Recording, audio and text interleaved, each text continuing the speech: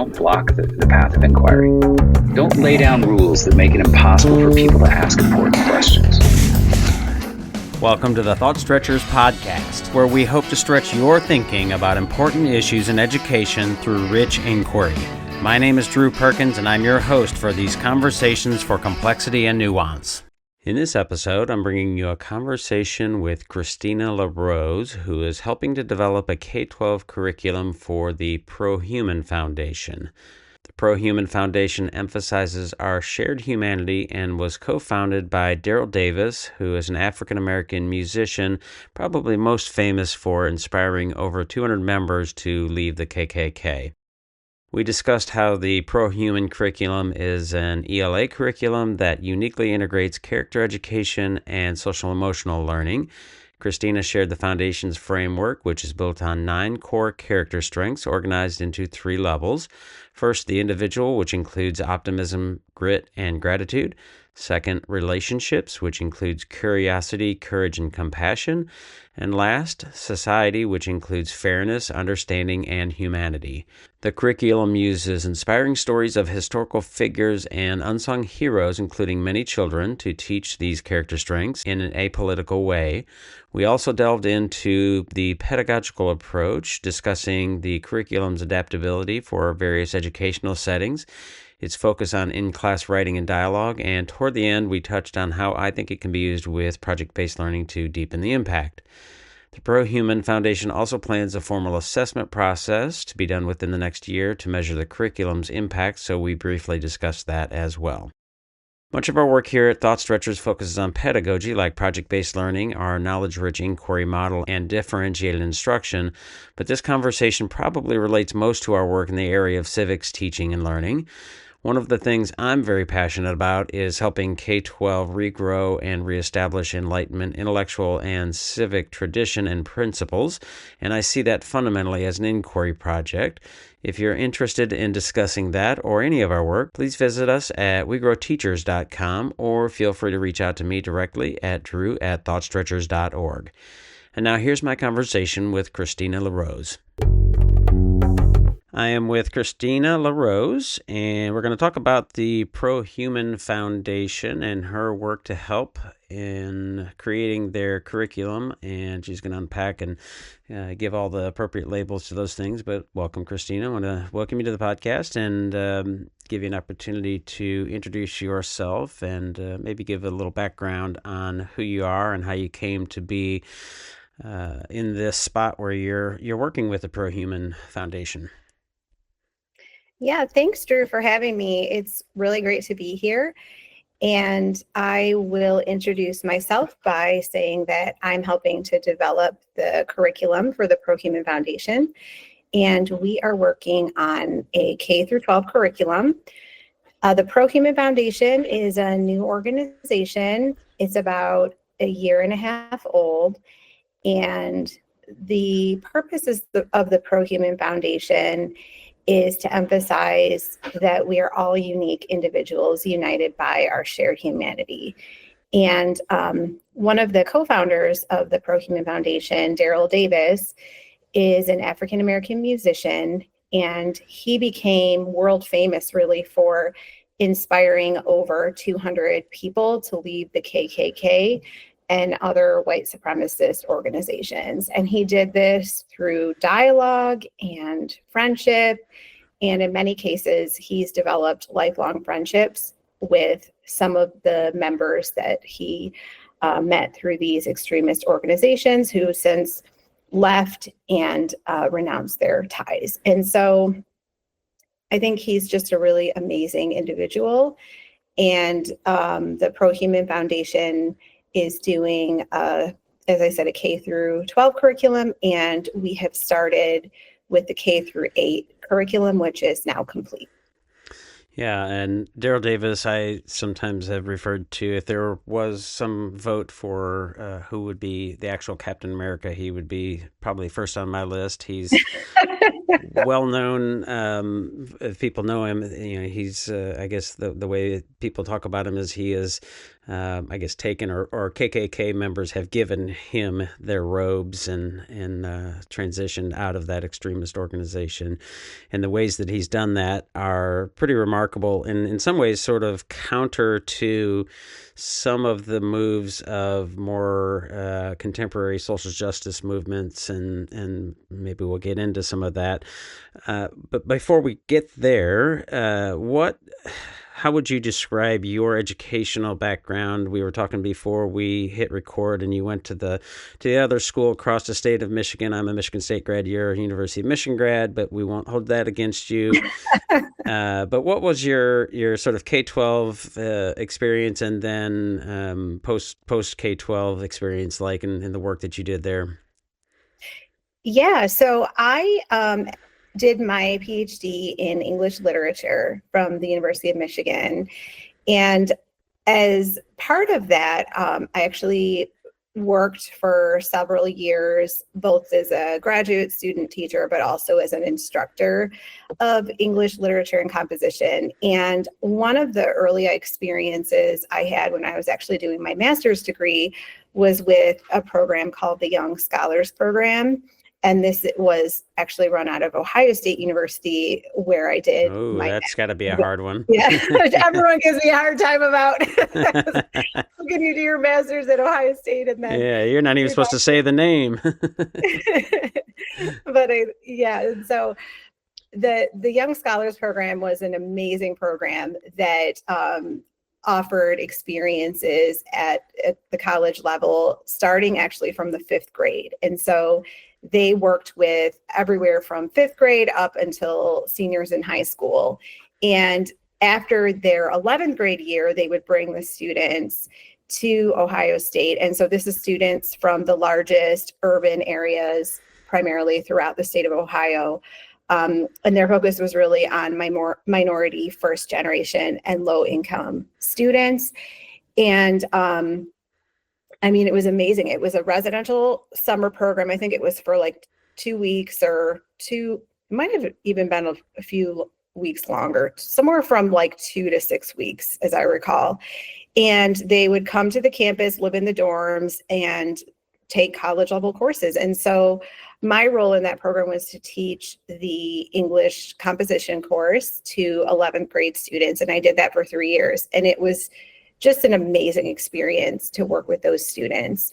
And then I also taught college level creative writing, composition, and literature courses for almost a decade at multiple universities. So at Ohio State, at Purdue, at the University of Michigan.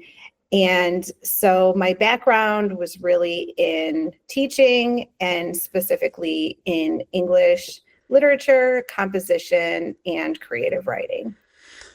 Okay. And your involvement with Prohuman Foundation is to help them develop this curriculum, and it's meant to be for K-12. I think the high school is still a little bit more under development, but there's a K-8 version that's out and ready to roll. What would you say, or how would you describe the, I guess, rationale or the need for why does the Prohuman Foundation, or why should schools maybe think about using the Prohuman Foundation curriculum? What's the problem that this curriculum is sort of aiming at trying to solve? Yeah, that's a great question. I think that, over the past decade or so, there's been a lot of controversy over DEI, diversity, equity, and inclusion. And, I was sort of in the university setting from the very origins of that movement. And so it was really interesting to see how it evolved over time. And, on the one hand, I think that DEI does some amazing work, and I saw it really firsthand at the University of Michigan. There are some amazing programs specifically oriented around outreach to first generation college students. But I think there's obviously been a lot of criticisms of the DEI movement, and there's a lot of concerns that it's very identitarian in its approach, and it sort of treats people's immutable characteristics as constitutive of their identity, when in fact that might not be important to them at all. And so there's been some concerns around DEI, and I think we really wanted to do a positive approach where we're not necessarily anti-DEI or anti-woke, or, we wanted to do a very non-politicized approach to curriculum where we can look at diversity and we can look at difference, but in a way that is not necessarily politicizing human difference, but looking at the character strengths that underlie significant people, both in literature and real historical figures. And so, to make it clear, the Prohuman curriculum is primarily an English language arts curriculum. That's where it would sort of fit in the school day. But it also brings together character education and social emotional learning, which I have not seen very much of that combination out there. And so it's actually bringing together three different areas in a way that we think is pretty unique and useful. And so we have wanted to teach the skills of English language arts, character education, and SEL because we think these things are all interconnected. And so I think there's a lot of focus right now on SEL in schools. And again, that's another kind of area that's been controversial, right? Mm-hmm. There are obvious benefits, I think, to the skills of SEL, but then there's also concerns, I think, that there's ways in which SEL can become politicized. And so we wanted to take an approach to SEL that actually looks at it in a totally apolitical way. And the way that we've done that is we spent weeks researching SEL and character education, and we were able to find a set of national standards that is created by character.org, and it actually combines character education with social emotional learning. And this is the first set of national guidelines that I was able to find. There might be more out there, but after doing this deep dive, we found, I think, this amazing set of guidelines that develops both character strengths and SEL in like what we see as a totally apolitical way. As a parent myself with students, it's really hard to find anything objectionable in these guidelines, whether, wherever you sit on the political spectrum. Well, that will be interesting to put that to the test, because it seems like everybody has something to complain about. Yeah, SEL is one of those things, like you said, that has been politicized, and it's a conflict. It's tribalistic, and you've got groups really railing against SEL for a number of different reasons, sometimes politicized, that kind of thing. Is there, when working up this sort of curriculum and these pieces, is there a framework from which you're pulling? So I ask that because, like, we do a lot of work with schools on project-based learning and inquiry and differentiated instruction, which are more pedagogy. But I also think, and I've been trying to make the pitch of how do we help sort of rebuild and regrow what could be called Enlightenment intellectual tradition, Enlightenment liberalism, although liberalism, that you start to use the word liberal and people freak out for a variety of reasons, but really using that in our work, trying to really use that sort of framework of Enlightenment intellectual and civic tradition and thinking as a sort of framework. Is there sort of a framework or something like that you're pulling from? Yeah, actually, before I came on board, the Prohuman Foundation team had already developed a framework. And so they had developed a framework that is a unique combination of character strengths that frankly I haven't seen combined in any other character education curriculum. And so to develop that framework, they pulled from the life and work of Daryl Davis and the character strengths that he embodied and practiced in his work with constructive dialogue. And then they also pulled from the VIA character strengths and from positive psychology. And so from that, they derived a framework where they have emphasized 9 core character strengths, and they operate in sort of 3 concentric circles. And so there's sort of the individual level, there's the relationship level, meaning like one individual and another individual, and then there's the society level. And so the 9 character strengths are optimism, grit, gratitude, curiosity, courage, compassion, fairness, understanding, and humanity. And so what I will say is that when I came on board, I was really intrigued by this framework because I would say that character education has not been as popular in recent years. I would say about 10 years ago with Angela Duckworth's work on grit, there was, I think, a significant movement in education around the character strength of grit, but I really haven't seen many character education type of curricula over the past decade. I would say it seems that primarily the focus has been on SEL, and that's been much more popular. And so I sort of came on board and I saw something really unique here that I didn't see being done as much in the K-12 ecosystem. And so I think that framework provides kind of a different way into developing civic engagement and the sort of core enlightenment values that you referenced.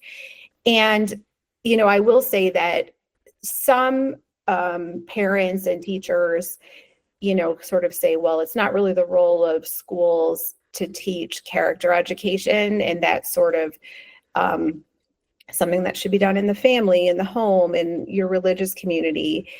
And, you know, I think to some extent that's a fair criticism. However, as somebody who studied literature and has a PhD in literature, I would say that it's impossible to study literature without looking at character strengths. I mean, it's completely impossible. And I would say the same thing with history, humanities, philosophy, civics. Character is such an important part of these disciplines that it's impossible to have a meaningful conversation without addressing character. And so I would say that the curriculum it's not like a morality class where we, we sit there and talk about like how Benjamin Franklin famously created his chart of virtues, and he, made a little check mark every time he exercised one of them. It's not explicitly a sort of like self-improvement or self-help program or something like that. It is an approach that looks at both literary characters and real historical figures through the lens of what can we learn from these characters and individuals? What do they have to teach us? What are some of the amazing things that they accomplished, and how did they do it? Sort of what drove them, what was behind, what they did and why, and what was the impact that they had. And so I think that a really important part of the curriculum is that it's actually really inspiring. I think that it's very important for students to find inspiration in what they're reading and what they're learning. And we really focused on unsung heroes throughout the curriculum. And so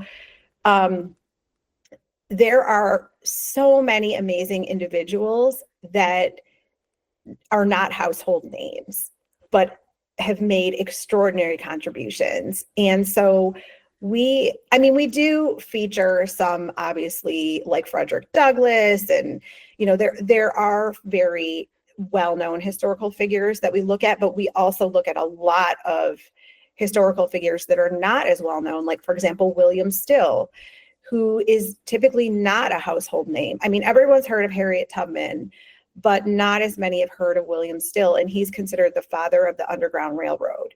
And so there's examples like that where we kind of pull from the stories of these incredible individuals throughout history. And another thing I would emphasize about our framework is that we include a lot of children, which is something that I really don't see done a lot in K through 12 curricula. And it sort of is confusing as to why not, because kids want to learn about other kids.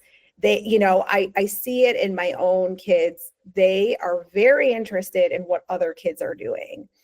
And so we've included a lot of children, especially like in the K through 5 level, who have done absolutely amazing things. Like, just to give one example, there is a young woman, her name is Gitanjali Rao. She's now like a freshman at MIT, but when she was 10 years old, she had heard about the Flint water crisis, where they were having a serious issue of lead leaking into their drinking water. And all of the residents were saying something's wrong with the water, and the elected officials were, denying that there was anything wrong. And it became this huge crisis. Right. And she invented, when she was 10 years old, a new and faster way of detecting lead in drinking water that she was able to distribute to the residents so that they could actually show the elected officials, like, hey, we can now show you the proof that there's something wrong with the water. And the fact that she did this when she was 10 years old is just absolutely incredible.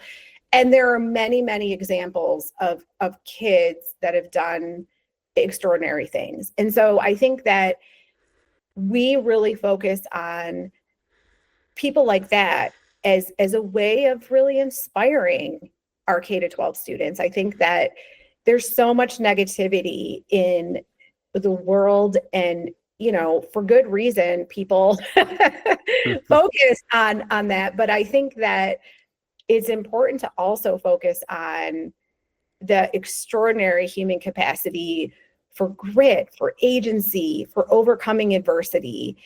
And I think that there's not a lot of stories out there like that, and we need to be getting them out there and really focusing on those.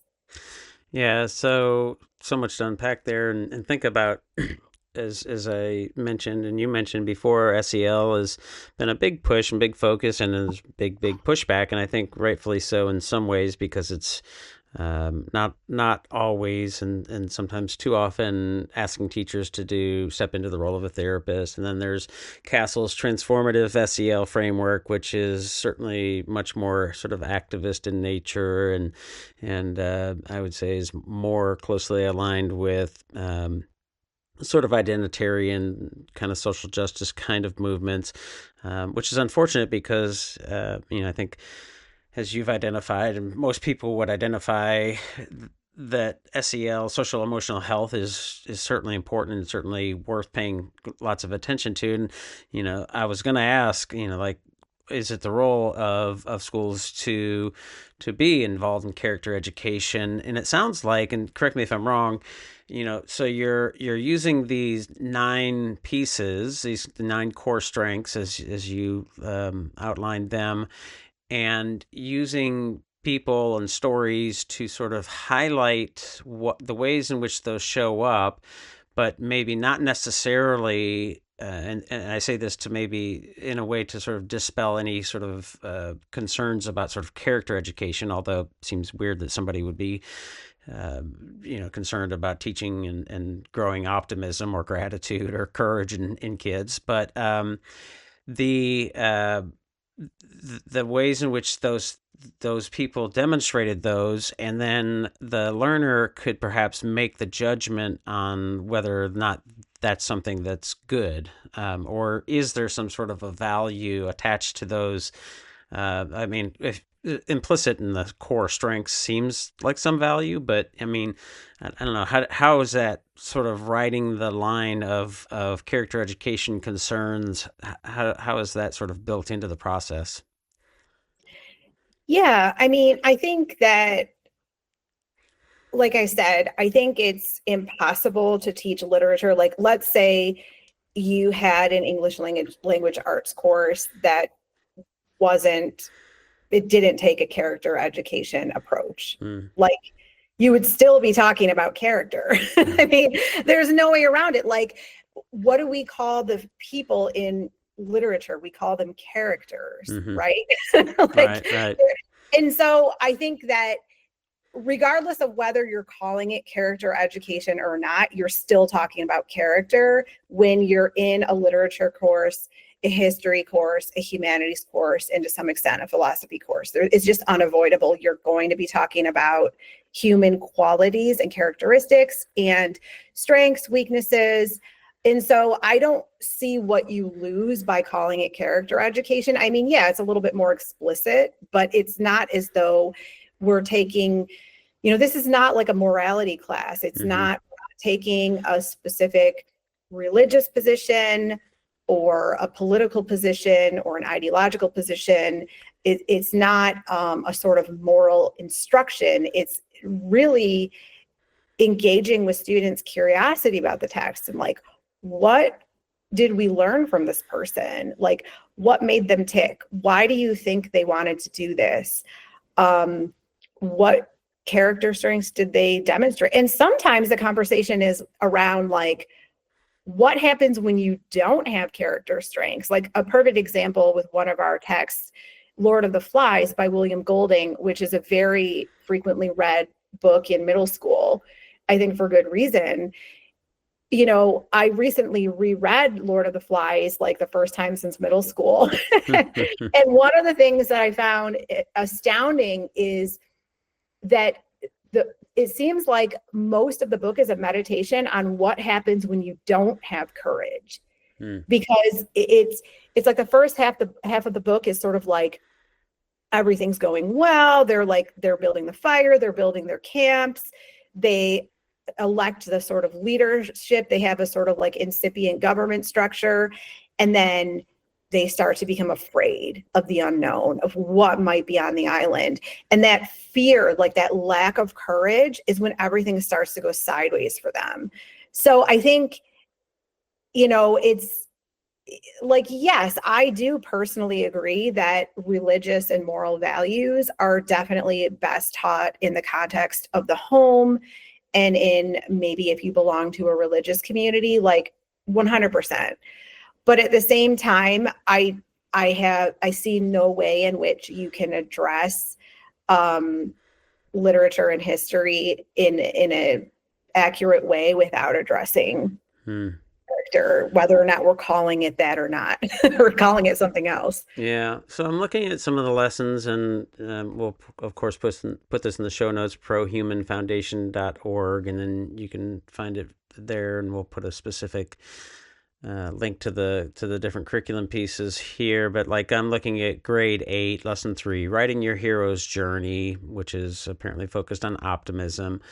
And I guess I'm wondering, one thing that we run into, we do a lot of project-based learning work, a lot of inquiry work, try to blend that with effective cognitive science and good scaffolding and assessment practices and those kinds of things. Because teachers are not necessarily in good possession of mastery of those things, unfortunately.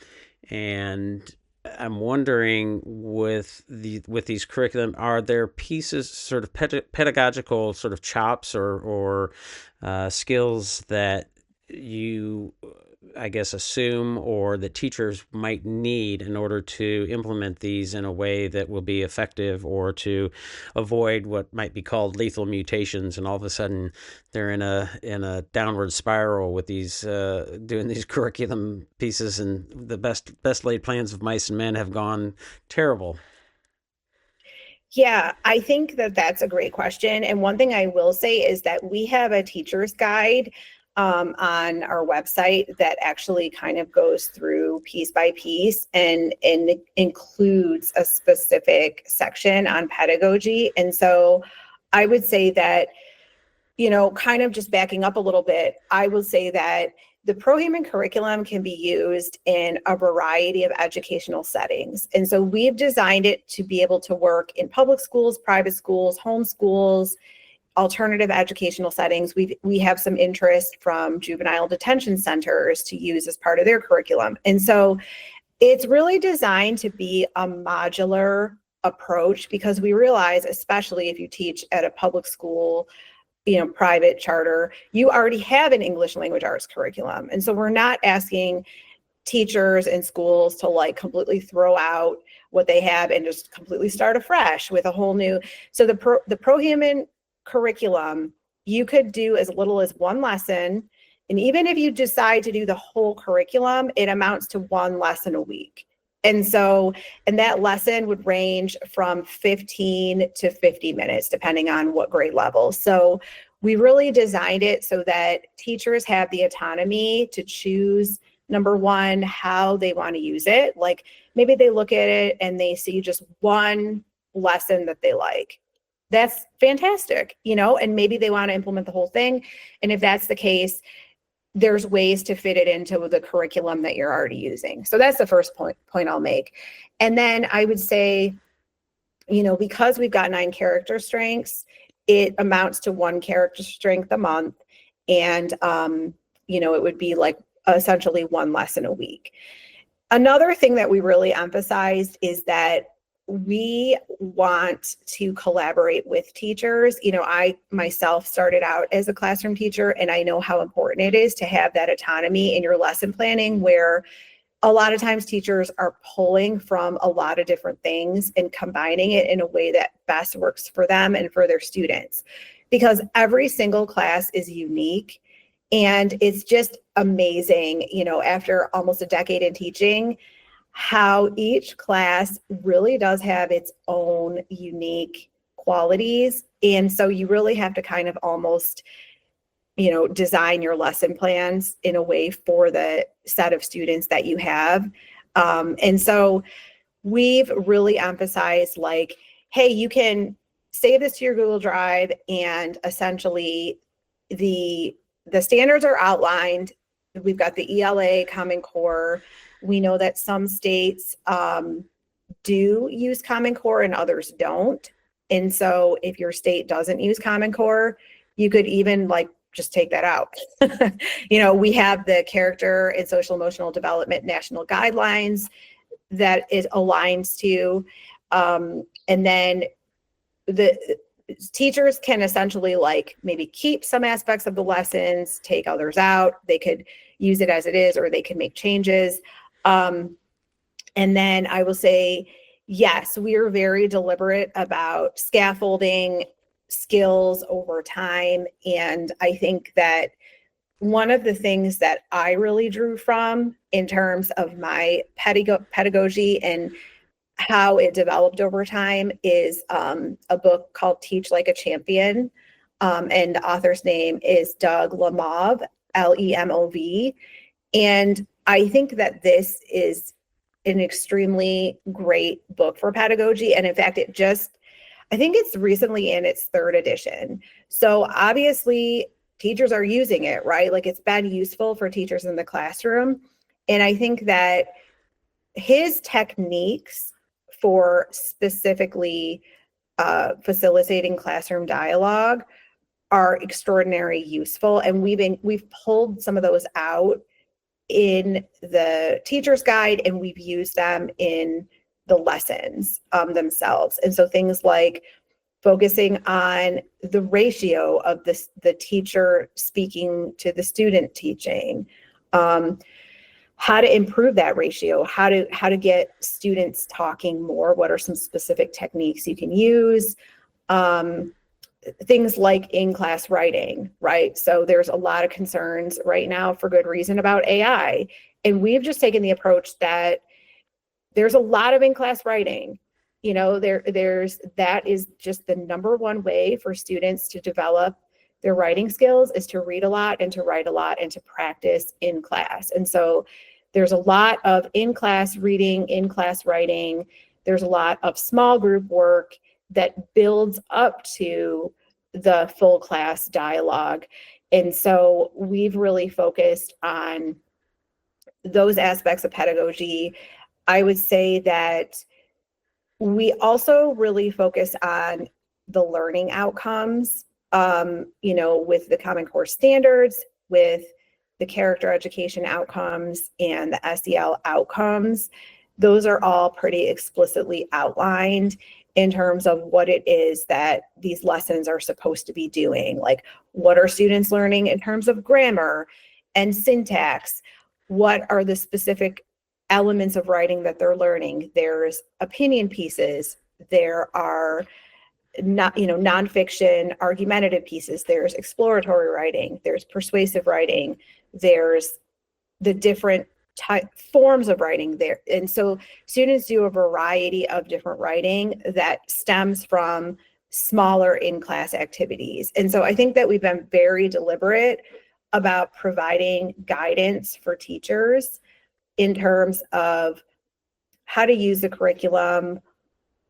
It's very explicit if you look at the lesson plans, and we also recommend phonics, grammar, and writing textbooks.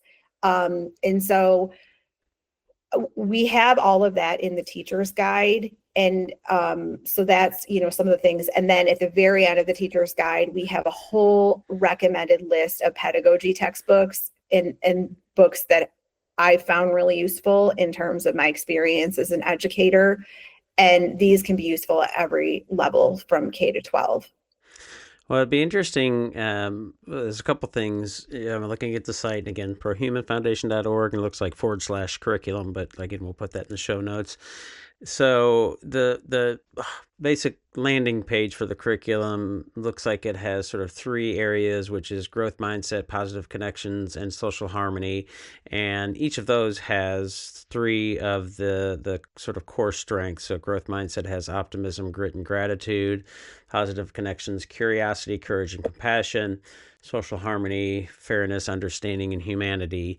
And I guess you might have answered this question earlier, but one thing that I wondered when I looked at that is that I'm wondering, does it make sense to sort of go in order across the left to right on the webpage, growth mindset, then positive connections, and social harmony? But it sounds like that maybe you can sort of pick and choose what you might do, and not necessarily are they sort of sequential or foundational. But then, it's interesting to hear you mention Doug Lemov and Teach Like a Champion. And, not, I find a lot of the conversations that I have on pedagogy are sort of, again, that sort of traditional kind of mindset, of which Doug Lemov is certainly an advocate and a champion, no pun intended, of that sort of side of the spectrum. And then the inquiry, more progressive education side, which I probably most people would put me on that side, and trying to get away from this sort of either or approach, but yes and I've tried to get Doug on this podcast, but he's not engaged, and that's fine. I've had lots of other conversations with science of learning kinds of advocates, and I think that's really important. So I'm wondering if you've had any sort of feedback, or if there's a feedback loop with those kinds of like-minded, whether it's Doug Lemov or anybody else, and gotten any feedback on the work and the curriculum.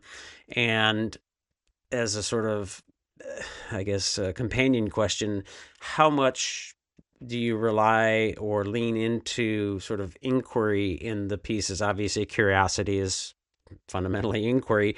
In my estimation, the Enlightenment intellectual tradition is fundamentally an inquiry project, and something that we should really be using inquiry to sort of build those skills and strengths, in addition to science of learning, cognitive science, and all those kinds of things. So I don't know. I've thrown a lot at you. I don't know if it makes sense, but if you need clarification, let me know. Yeah, I mean, I think I see kind of two questions within the question. And so one is sort of like to what extent have we received feedback? And then the other is sort of like, to what extent does the curriculum use inquiry-based learning? Is that kind of, Yeah. Did I miss anything? Okay, yeah. So I think, so in terms of like getting feedback, like 100% yes. We worked with a whole group of teachers to develop this. So this was not something that like I just sat down and made up. Like, we consulted with veteran educators. I mean, we're talking people with 30, sometimes 40 years of experience. And so I believe we had a kindergarten teacher, we had a second grade teacher, we had, I believe, a fifth grade teacher. We had multiple teachers at different levels of the K through 8 space that we consulted with at every step of the process. And so they were just extraordinarily helpful in terms of like, nuts and bolts, like, hey, this isn't going to work, or, maybe you should reframe the activity in this way, or, so I will say, like, yes, this definitely was a collaborative effort in consultation with teachers who've got a lot of experience. I mean, in terms of like Doug Lamov, like, have we gotten feedback from him specifically? No. I mean, I think his work has been out there for a while. It's been influential. It's something that's been helpful for me as an educator. We will say that in terms of assessment, we're doing a couple of different things now. So one is we're actually going to be doing like a full-blown assessment of the curriculum that will pilot the curriculum at least 3 different classrooms and measure the extent to which the curriculum improves students' reading skills, writing skills, improves, fundamentally those things, right? Because we want to make sure that we're evidence-based, that we can actually demonstrate. I mean, we have a lot of anecdotal evidence right now that we've piloted.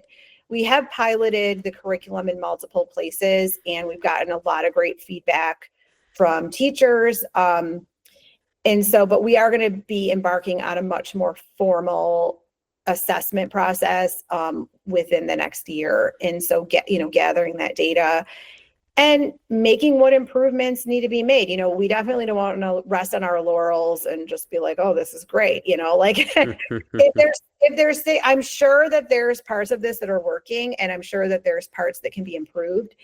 And I also think that we're going to probably discover things that the curriculum's doing that we didn't even know that it was doing, right? And then we can kind of like tweak it and make adjustments as needed to make it even better. And then I will say another element that we're doing is we're going to be working with a group of students that are consultants to a nonprofit called In Tandem. And they have a really great model where they bring together, I think they call them like youth ambassadors or youth consultants or something like that, where when you're developing either a curriculum or a program or something that works with young people, you can work in consultation with actual students in those grade levels. And so that's what we're going to be doing with the high school curriculum is, number one, we're going to be assessing the extent to which our grade 8 curriculum is working, because I think the students are going to be grades 9 through 12. And so some of them will have just finished middle school. And so they'll be appropriate to work on the 8th grade. But then we want to get their feedback in terms of, hey, what classroom activities do you find really engaging? Who was your favorite teacher and why? What are some of the things that teacher did? And just really getting their feedback on what we can do to make our high school curriculum as engaging as possible for students. And I'm really excited. We're going to be getting started on that process within the next couple weeks. And I'm super excited for that. And then in response to the inquiry-based learning question, like I would say, absolutely. I would say that writing is itself a form of inquiry. And there are, within the ELA Common Core standards, there's explicit inquiry-based writing standards, right? Like research a topic, but we're not just interested in students like finding out facts or coming up with a research summary. There's a lot of open-ended questions, right? Like, so what are the possible opinions or perspectives on this topic, for example, or kind of putting ideas in opposition to each other. Like one of the lessons like looks at Booker T. Washington and W.E.B. Du Bois and their ideas, right? And so like kind of getting at, in terms of the inquiry, like what are the fundamental ideas that these two figures had, and how do we put them into conversation? What were their important differences? And then sort of like, where do you kind of fall in that spectrum of beliefs and opinions? And so I think there's a lot of inquiry-based activities throughout, whether it's kind of like in a journaling activity, or whether it's asking students to engage with philosophical questions that don't necessarily have an easy answer. I think the curriculum really sets up students to engage with inquiry through their writing, through their dialogue with other students, and then obviously through reading these texts. And, I will say there's a lot of classics in the curriculum, but it's not necessarily what I would say would fall in the domain of classical education. But there's what I would describe as a lot of modern classics as well, because I think that classical education is a really important approach, and it's a very increasingly popular approach. There's a whole movement, I think, in the country right now around classical education. I myself was the fortunate beneficiary of a classical education, although I didn't really know it at the time. And so I think that we have really incorporated a whole lot of classics. But I also think it's important to be mindful of the fact that every year there are books written that will one day be considered classics. And so we're open to what's being written within the past 5-10 years. We don't have this kind of attitude of, it has to be part of the canon or something like that. Because, I mean, if you look at the books that have won the Newbery, I mean, some of these books are absolutely extraordinary. And I think there's books being written all the time that will, 50, 100 years from now still be being read and considered classics. So, yeah, I mean, I hope that answers. Yeah. Well, I know we got to wrap up here. I guess one of the things that, and I talked with Lori Warren, who I think her title is Executive Director of Prohuman Foundation. It strikes me as, I don't know, maybe you're not the right person to ask about this, but there's sort of a potential for, I guess, for lack of a better word, sort of activism here, right? Which some people might say, hey, that's not the place for K-12. And I think there's a reasonable argument there. But we do a lot of project-based learning work, and I was mentioning to her, saying, it would be really interesting to take some of these lessons in this curriculum and essentially use them in a project-based learning way. You could have then a driving question that might be something like, how can we help our community better understand the importance of courage or optimism or humanity or whatever? And you could use the lesson then as the scaffolding and assessment, and they could create things that could be either quite sophisticated or very simple to sort of communicate that and demonstrate it. And it strikes me as a very, it would not be a hard thing to do. And to me, the inquiry process can look so many different ways. It could be, project-based learning kind of approach, could be the intentional exercises that you've mentioned, similar things, and using question formulation technique or, whatever it might be. But then also sort of that intuitive inquiry, those moves that a teacher, and that kind of gets to my earlier question about the pedagogy of like, how do you explore, and good ELA humanities teachers are really good at that, right? They help you explore what I would call using rich inquiry to unpack the human experience, right? Which is essentially, kind of, I think, what you're after, right? What does it mean to be a human, which is why we study Shakespeare or whatever the modern classic version of it might be, not just sort of an expository report on here's what Benjamin Franklin did or whatever those kinds of things might be. So there's not really a question there, just sort of my thoughts of how those things fit together. I know we got to wrap up here, so feel free to respond to any of that. But if there are any things that you want to mention or say, again, we'll put the link in the show notes, prohumanfoundation.org/curriculum, I think is correct. But anything that you want to mention or anything you want to say that you didn't get off your chest at this point? Yeah, I mean, in terms of the project-based learning, I will say that there are opportunities in some of the extension activities throughout to engage in more project-based learning with the students. And so we cover quite a few children, for example, who have started nonprofit organizations. And so there definitely is opportunity, if teachers are interested, to build, some of those extension activities into more project-based learning. For example, for example, one of the books that is in the middle school curriculum is called A Long Walk to Water by Linda Sue Park. And it's an amazing book.